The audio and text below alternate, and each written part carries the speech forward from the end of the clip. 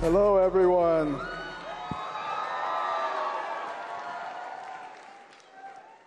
I am absolutely delighted to be here. My wife, Candy, is here with me.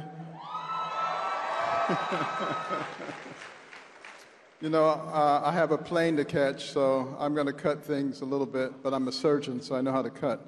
Not a problem. You know, we've been engaged in a fight for a long time. Ever since man has been on this planet, we've been fighting, one against the other. We're fighting now. We have people trying to invade our country, change our laws, trying to convince our children that they're not boys or girls. You look at all the different battles that are going on, but we have a secret weapon. We were made in the image of God.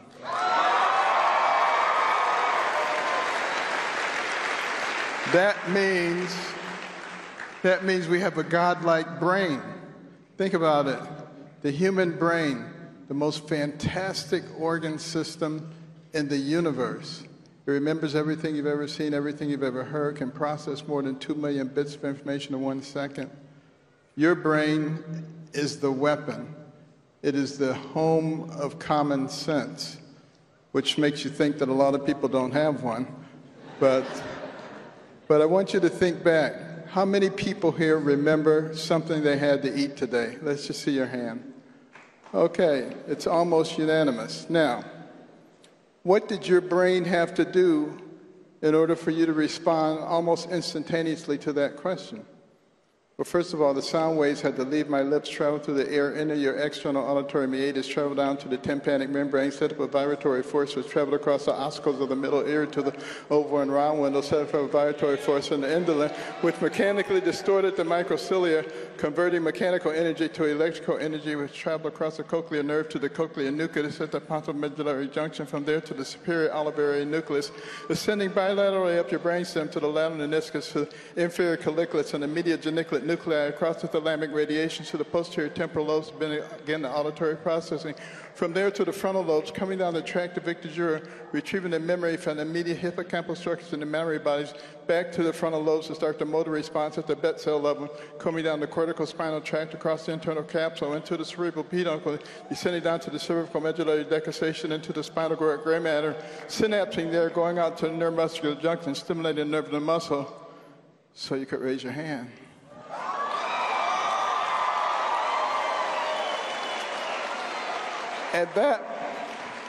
And that's the simplified version of what your brain had to do, and you barely even had to think about it. Now, can you imagine what our brains are capable of when we actually put our minds to something? You think about the early days of our country as we were accelerating from a ragtag bunch of militiamen to the pinnacle of the world. You think about how 90% of the life-changing inventions in the world came out of the United States of America. Why? Because we created an environment that encouraged entrepreneurship and innovation. That's who we are. And we let our Judeo-Christian foundation guide us and stayed away from the evil, because this is not about Republicans and Democrats. This is about good and evil. And we have to use those brains. We have to use that weapon that God gave us to fight Marxism. Marxism counts on ignorance. Have you seen some of those man-on-the-street interviews where they ask people the simplest things and they have no idea what you're talking about? That means the Marxists have infiltrated our schools, have infiltrated our learning institutions, and have dumbed down the population. You have to dumb down the population in order for them to believe all that crap that they tell them. And that's what we have to fight. That's part of the battle that we're in right now. Now, it hasn't always been that way in our country. If you really want to be impressed about our educational prowess, Go back and look at a 6th grade exit exam from 150 to 200 years ago. What you were expected to know to graduate from the 6th grade. You'll be blown away. We have dumbed it down so significantly these days. And what we have to do now is draw the courage to fight against the Marxists, because they count on intimidation. You see what they're doing out in California, trying to scare our Border Patrol people, trying to scare our ICE people. Our ICE people are incredibly brave, and we need to really support them.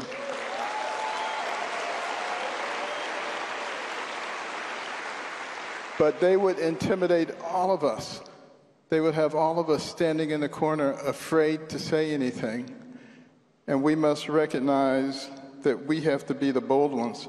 You know, fear is the thing that changes our lives. I remember as a youngster, I was afraid of dogs. I would never go out the door without first looking around and seeing if there was a dog there. And I'd be on my way to school, and I would almost be there, and then there'd be a dog. And I'd have to turn around, go all the way around the block, and come back from the other direction. And then there'd be another dog. And I'd be late for school, and the teachers were tired of my excuses. And then there was a man, I was 8 years old. He said, "Benny, if you don't act like you're afraid of the dog, they won't bother you."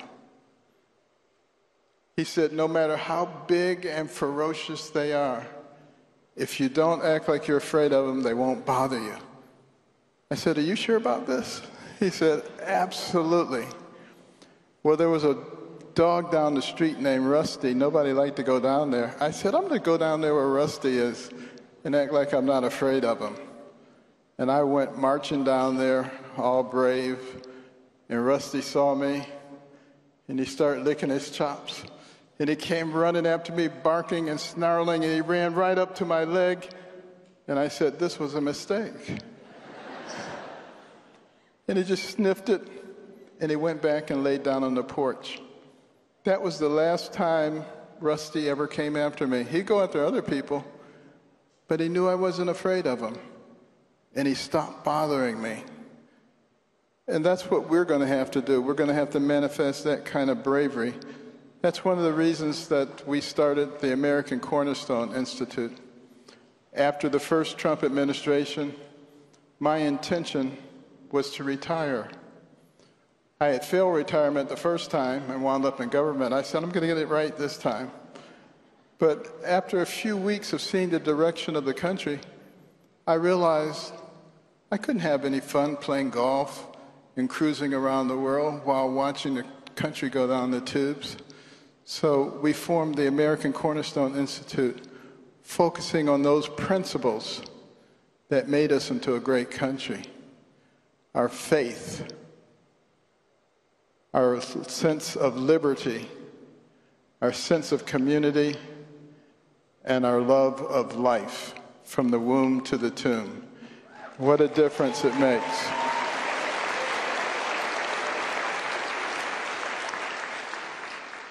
And the courage is the thing that really guided me throughout my whole medical career. I remember I was a resident at Johns Hopkins, and that was before they turned radical. And I was on call that night. All the attendings were away. We were having a national neurosurgical meeting, except for one that was left behind to take care of emergencies. And a young man was brought in. He had been beaten with a baseball bat. He was unconscious, his brain was swelling, he was going to die. The only thing that could save him was a radical operation in which you took out part of the frontal lobe and part of the temporal lobe to create space in the skull. I had seen that operation before, had never done one, but it didn't matter. I was a resident. I couldn't take him to the operating room by myself anyway. So I called for the attending, couldn't reach him. The nurses called for the attending, couldn't reach him. The paging operators called for him, couldn't reach him. The young man was dying. I had to decide, what am I going to do? Am I going to risk my career and take him to the operating room and do an operation I'd never done by myself before and break all the rules? Or should I do the safe thing and just intubate him and put him in the ICU on high doses of steroid and let nature take its course? And what I did is something that really has guided my whole life, not just my medical career. I prayed and I asked God to give me the wisdom to know what to do. And at the end of that prayer, a peace came over me, and I realized exactly what I had to do. I had to take him to the operating room. And I went in there, and everything came back to me. It was clear as a bell. I performed the operation. It was successful, and today that young man is a counselor for young people. But I never got into any trouble. In fact, I was praised for being courageous and doing the right thing. And we need to understand that courage is a part of who we are as a nation. Our history is that of courageous people. Think back to World War II. Think about all those young women who went into the munitions factories and were blown to bits. Did that stop the others? No, they made more airplanes, tanks, and mortars than anybody could imagine. Think about the young men, 15, 16, 17, who lied about their age so that they could fight for our country. Think about World War II as they were approaching the shores of Normandy on D-Day, being mowed down by machine gun fire, 100 dead bodies laying in the sand, 1,000 dead bodies. Were the others afraid? Yes, they were afraid. Did they turn back? No, they did not. They stepped over those dead bodies, and they overwhelmed the Axis forces, knowing in many cases that they would never see their loved ones or their homeland again.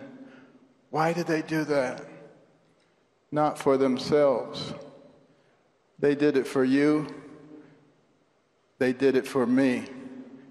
And what we must remember is that now it is our turn, because you cannot be the land of the free if you're not the home of the brave.